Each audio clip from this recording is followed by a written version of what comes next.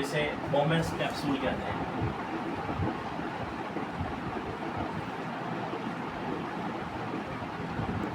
Bowman capsule. अच्छा, इसके अंदर जो है वो छोटी छोटी जो है वो छाननी की तरह ये लगी होती है और इन्हीं में जो है सबसे पहले जो है वो ब्लड आता है और यहीं से जो है फिल्ट्रेशन करना शुरू होता है। यहाँ से फिर नीचे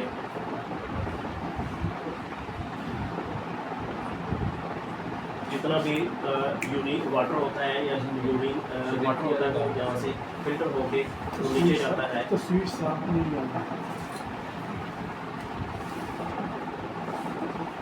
यहाँ से ये खून खाती है नाली और ऊपर जाती है।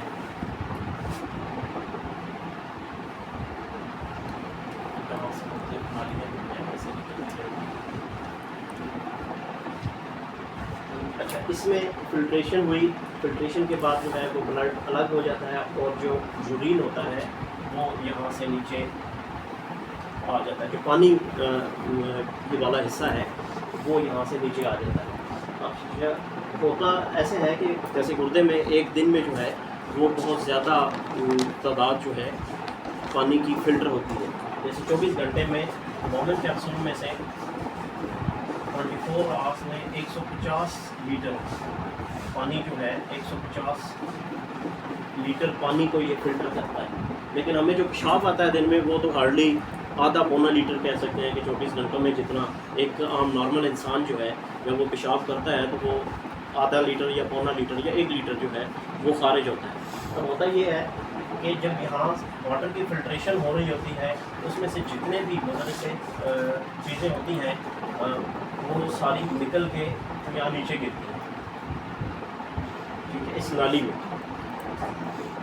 इस नाली से जब नीचे आ रही होती है तो दोबारा ये नाली के अंदर की जो है वो छोटी छोटी निशानियाँ लगी होती हैं जो इसे दोबारा रीअब्जॉर्ब करती है। गुर्दे का एक फंक्शन हमें यहाँ से ये भी पता चला है कि इसने दोबारा रीअब्जॉर्ब भी करानी होती है। सारी चीज़ें इसने निकाल नहीं देनी, बल्कि जिस्म के लिए जो जो ज़रूरी चीज़ें हैं जिनका जिस्म को फ़ायदा है वो जिस्म में रहनी चाहिए, ये दोबारा जो है रीअब्जॉर्ब कराता है।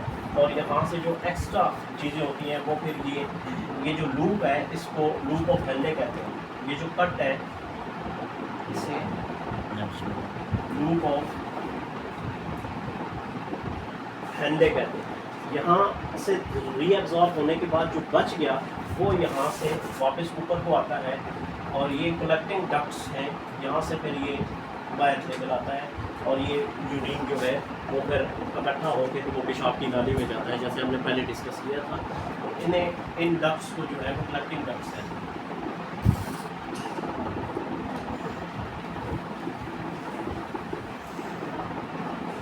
ये जो नेफ्रॉन था, नेफ्रॉन में ये थोड़ी सी उसकी हमने एनाटॉमी देखी कि उसकी शक्ल इस तरह होती है कि प्यालानुमा होता है, वहाँ से सारी फिल्ट्रेशन का उसमें क्योंकि छाननी वगैरह लगी है और सारा फिल्टर हो के वो नीचे आ जाता है और नीचे जो रीअब्जॉर्प्शन का अमल होता है इस वाटर का, रीअब्जॉर्प्शन के बाद जो बच जाता है जिसमें फासिल वादे होते हैं, यूरिया है, क्रेटिनाइन है, एक्सेसिव ग्लूकोज है, कुछ इस तरह की चीज़ें जो हैं वो जब यहाँ से निकलती हैं तो वो कलेक्टिंग डक्ट के ज़रिए जो है वो कलेक्ट हो के तो जो दूसरी यूरिथ्रा है वहाँ तक जाती हैं और वहाँ से फिर जो है वो पेशाब की नाली के ज़रिए मसाने तक आ जाता है पेशाब और वहाँ से उसका इखराज होता है। अच्छा, अब हम इसका जो है थोड़ा सा फिजियोलॉजी की तरफ आते हैं कि गुर्दा जो है उसके फंक्शंस क्या हैं, गुर्दा करता क्या है।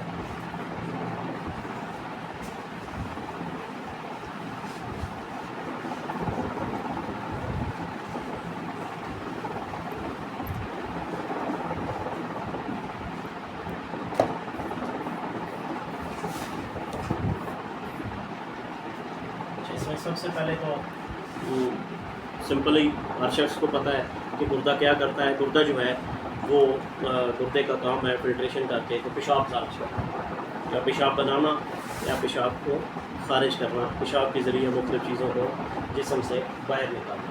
यानी एक सबसे पहले जो मेन इसका फंक्शन है वो एक्सक्रीटरी फंक्शन है।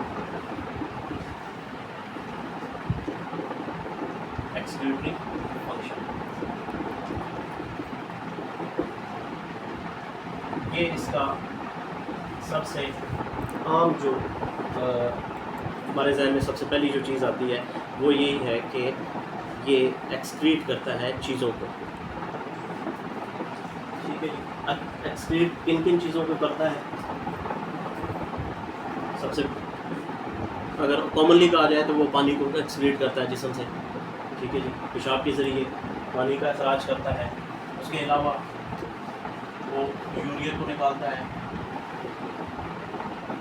क्रेटाइनिन को निकालता है, यूरिक एसिड को निकालता है, और अगर ग्लूकोज जिस्म में बॉडी में शुगर वाले पेशेंट की शुगर ज़्यादा हो जाए तो ग्लूकोज को निकालता है। ठीक है, इसी तरह कोई अगर इन्फेक्शन हो जाए तो एल्ब्यूमिन भी निकालता है। ये जो ऐसी चीज़ें हैं जो बॉडी के लिए हार्मफुल हैं, तो यूरिया, क्रेटिनिन वगैरह, तो उनको जो है वो बॉडी से जो है वो निकाल एक्सक्रीट करता है। अच्छा, दूसरा फंक्शन हमने वहाँ पीछे भी डिस्कस किया कि दूसरा इसका फंक्शन जो है वो रेगुलेटरी फंक्शन। गुर्दा और क्या करता है? जिस्म में बहुत सारी चीज़ों को बैलेंस रखता है। इसका काम जो है वो तवाज़ुन को कायम रखना है, बहुत सारी चीज़ों को रेगुलेट करता है। ठीक है जी, रेगुलेटरी फंक्शंस हैं दूसरे। रेगुलेटरी फंक्शंस में क्या क्या आ जाता है जी? मोटी मोटी चीज़ें हम डिस्कस कर लेते हैं कि फ्लूइड्स को जो है वो रेगुलेट करता है। जिस्म में सोडियम की मिकदार हमें कितनी चाहिए, पोटेशियम की मिकदार कितनी चाहिए, कैल्शियम की मिकदार कितनी चाहिए, विटामिन डी की एब्जॉर्प्शन वगैरह में भी इसका बहुत बड़ा अमल दखल है। ठीक है, साल्ट्स, फ्लूइड्स और वाटर बॉडी में कितना रहना चाहिए, ये बॉडी में उन चीज़ों को रेगुलेट करता है। इसके अलावा ब्लड में पीएच कितनी रहनी चाहिए, ब्लड की पीएच को भी यही रेगुलेट करता है। जैसे 7 पॉइंट है, 7 to 7.4 तक पीएच जो है वो ब्लड की कही जाती है। यानी ब्लड का जो पीएच के हिसाब से अगर हम ब्लड को देखते हैं तो वो हमें अल्कलाइन लगता है। ठीक है, पीएच के हवाले से। ठीक है, बाकी हम फिर वो फर्दर आगे इसको डिस्कस करेंगे। यहाँ हम देख रहे हैं कि रेगुलेट किन चीज़ों को करता है। ये फ्लूइड्स को रेगुलेट करता है, सोडियम साल्ट्स को करता है, और पीएच को रेगुलेट करता है। ठीक है, ये फ्लूइड रेगुलेटर भी है, साल्ट रेगुलेटर भी है, और पीएच रेगुलेटर भी है। ये गुर्दा क्या क्या करता है? ये गुर्दा ये तमाम अफाल भी इसी के ज़िम्मे। ठीक है जी। इसके अलावा हमने जब वो डायग्राम बनाई थी गुर्दे की, ऐसे इसके ऊपर हमने डिस्कस किया था कि एक हार्मोन होता है। ये ऊपर एक हदूद, इसके ऊपर ये खुद भी एक हदूद है, इसके ऊपर भी एक हदूद लगा हुआ होता है, जिसे हम सुप्रा एड्रीनल ग्लैंड कहते हैं। एड्रीनल ग्लैंड भी कहते हैं या सुप्रा एड्रीनल ग्लैंड भी कहते हैं। तो तीसरा फंक्शन जो है वो इसका एंडोक्राइन फंक्शन।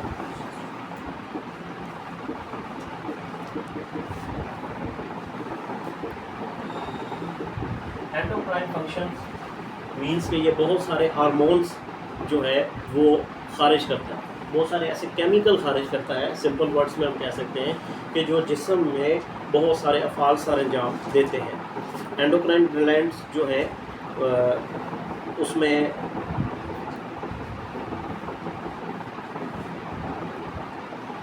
बहुत सारे ऐसे केमिकल हैं जो ये रिलीज़ करता है, जिनके मुख्तलिफ बॉडी में अफ़ाल है। वो हम इसमें आगे जाके फर्दर साथ साथ जो है वो डिस्कस करते रहेंगे कि इसको कौन कौन से ये हार्मोन्स खारिज करता है, वो बॉडी में क्या क्या, जैसे स्ट्रेस हार्मोन है, सेक्स हार्मोन है, और इसी तरह खुशी का हार्मोन है, वो भी इसी ने करना होता है। विटामिन डी एब्जॉर्प्शन के लिए भी ये हार्मोन खारिज करता है, जिसकी वजह से विटामिन डी एब्जॉर्ब भी होती है और विटामिन डी फंक्शनल भी होती है। ठीक है, इसके अलावा हम इसका एक और फंक्शन जो है वो भी डिस्कस करते हैं। अच्छा, एक्सक्रीटरी में ये चीज़ें भी शामिल होती हैं, प्लस जो है जितनी भी मेडिसिन ली जाती है, जितने टॉक्सिन्स लिए जाते हैं, जहरें ली जाती हैं, ये एक बहुत ज़रूरी है कि आप इसमें एडअप कर लें कि जितने भी मेडिसिन की शक्ल में जितनी भी चीज़ें ली जाती हैं अद्वियात की शक्ल में, वो जिस्म में अपना असर जब तक उनका रुकती हैं वो अपना असर देती हैं, और असर देने के बाद वो जो है वो गुर्दा उन्हें निकाल देता है। अगर ये ना निकाले तो बचपन से लेकर अब तक हमने बेशुमार किस्म की अद्वियात जो है वो खाई होती हैं, अगर वो जिस्म में रुक जाएँ तो वो इंसान को हलाक करते हैं। ये जितने भी टॉक्सिन्स हैं in the form of medicine, जैसे अब हम अपनी अद्वियात में भी देख लें तो वो उसमें भी काफ़ी सारी जहरीली अद्वियात जो है वो सल्फिया है या सिमलफार है या इस तरह के मुरक्कबात जो हैं वो दिए जाते हैं। तो इन चीज़ों को अगर जिस्म से ये गुर्दा खारिज ना करे तो ये जिस्म की हलाकत का बायस बनेगी। जितनी भी मेडिसिन ली जाती हैं उनको भी ये बॉडी से जो है वो निकालता है, जल्दी निकालता है, ताकि वो जितना असर उन्होंने दे दिया दे दें, बाकी जिस्म को वो हार्मफुल इफेक्ट ना हो उनका, और जिस्म से जो है वो निकाल दें। चौथा फंक्शन इसका मेटाबॉलिज्म।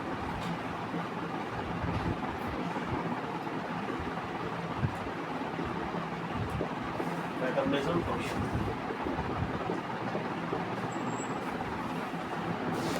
अच्छा, बहुत सारी चीज़ों की जिस्म में जो है मेटाबॉलिज्म यानी उनके तोड़ फोड़, उनके हज़म होने के प्रोसेस को भी गुर्दा जो है वो रेगुलेट करता है। मिसाल के तौर पे ग्लूकोज की मेटाबॉलिज्म में इसका बड़ा अमल दखल है कि जो बॉडी में अगर ग्लूकोज ज़्यादा हो गई है तो ग्लूकोज को निकालना है, इसी तरह फैट को जो है वो निकालना है, इसी तरह प्रोटीन को जो है वो बॉडी से निकालना है।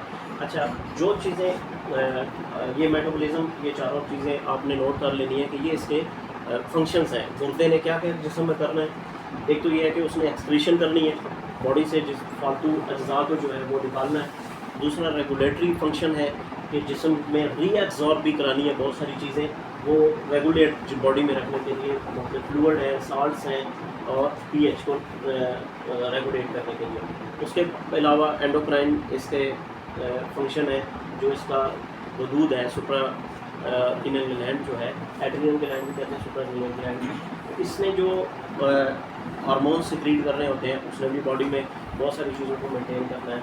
और आखिर में मेटाबॉलिज्म, मुख्तलिफ जो प्रोडक्ट्स हैं उनकी मेटाबॉलिज्म भी इसके ज़िम्मे है।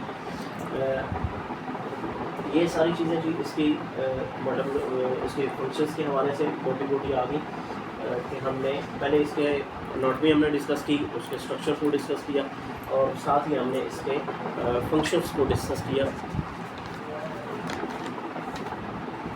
अब थोड़ी सी हम देख लेते हैं कि जो चीज़ें हैं, एक जो मेन जो चीज़ इसमें बताने वाली है वो ये है कि गुर्दा सिर्फ उन चीज़ों को जो है वो निकाल सकता है जो वाटर सोलेबल है, यानी वो चीज़ें जो पानी में हल पजीर हैं। ये एक बात रह गई थी, मिस हो गई थी। गुर्दा जो है सिर्फ उन चीज़ों को निकाल सकता है जिसम बॉडी से जो वाटर सोलेबल है। जो फैट सोलेबल है वो नहीं, जो चिकनाइयों में हल पजीर है चीज़ें वो नहीं निकलती, उनका निकलने का एक अलग प्रोसेस है, वो भी हम आगे डिस्कस करेंगे। यहाँ याद रखने की ये बात है कि गुर्दा उन्हीं चीज़ों को निकाल सकता है जो वाटर सोलेबल है, क्योंकि इसने पानी से पहले ब्लड से जो है वो वाटर लेना है, और वाटर में ही सारी चीज़ें जो हैं उनको सोलेबल करके, उनको डाइल्यूट करके, तो फिर जो है वो बॉडी से एक्सक्रीट कराना है। ये एक बात ज़हन में रखनी है कि वाटर सोलेबल चीज़ें जो हैं बॉडी से इंग्रेडिएंट्स जो हैं वो निकलते हैं पेशाब के ज़रिए, और बाकी जो चीज़ें हैं वो ज़ाहिर है कि पखाने वाला एक सिलसिला भी है, उसमें भी बहुत सारी चीज़ें जो हैं वो निकलती हैं बॉडी से, बहुत सारी मुज़र असरात देने वाली चीज़ें जो हैं वो पखाना भी निकलता है, फिकस के थ्रू भी, स्टूल के थ्रू भी पास आउट होती है बॉडी से, वो फिर हम वहाँ पे डिस्कस करेंगे। यहाँ ये आपने ज़हन में रखना है कि वाटर सोलेबल चीज़ें जो हैं वो गुर्दे के ज़िम्मे हैं बॉडी से निकालना।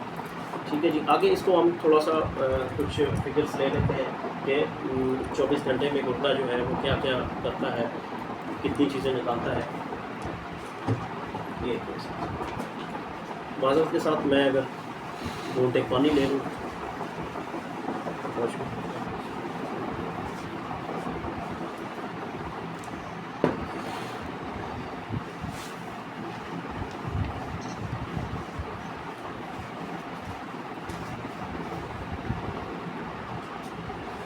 नहीं देखो, यहाँ पे तो नज़र आ रहा है। डल नज़र आ रहा है। नहीं नहीं, यहाँ पे डल नहीं है, क्लियर नज़र आ रहा है यहाँ।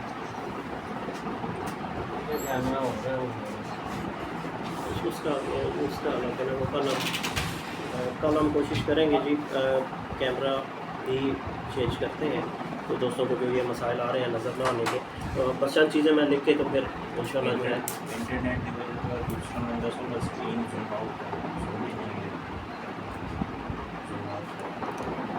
अच्छा स्क्रीन भी दोस्त अगर अपनी जूम इन जिनकी हुई है वो जूम आउट करें तो उससे ब्रॉडर उसमें जूम आउट करेंगे तो उससे पिक्चर ब्रॉडर जो है वो क्लियर हो जाएगी।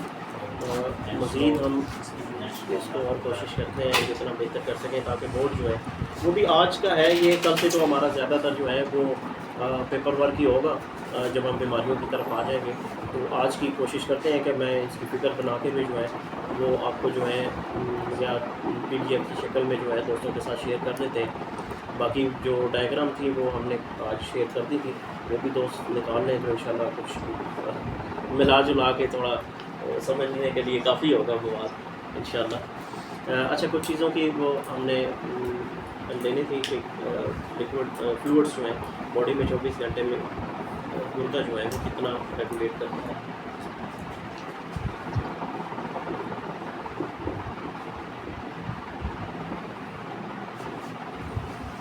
अज्जा में देखते हैं कि पानी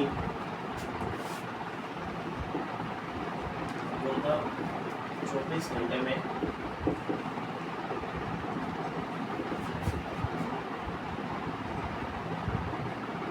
कितना फिल्टर करता है। फिर हम देखते हैं गुर्दा 24 घंटे में कितना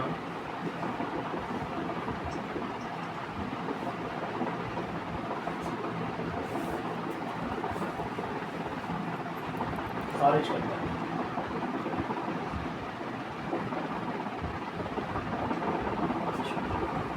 ये हमने कुछ चीज़ें देखनी है। अब पानी को लेते हैं, तो पानी जो है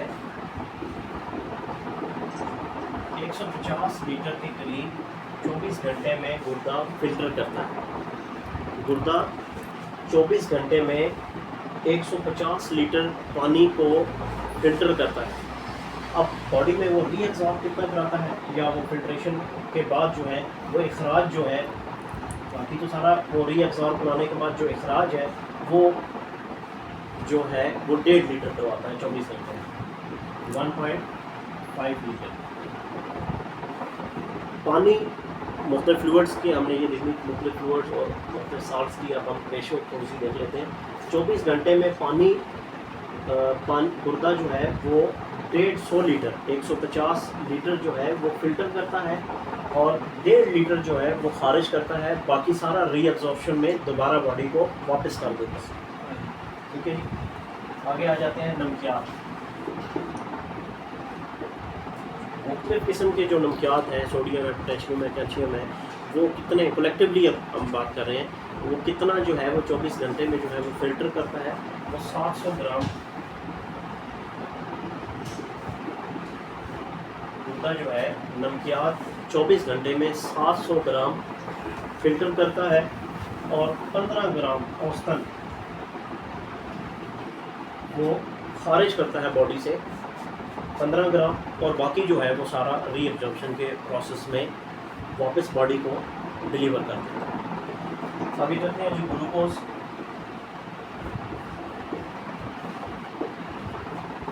ग्लूकोज जो है वो 170 ग्राम एक 24 घंटे या एक दिन में गुर्दा जो है वो फिल्टर करता है और ये सारी की सारी ही रीअब्जॉर्ब हो जाती है और मिल इखराज इसका नहीं होता।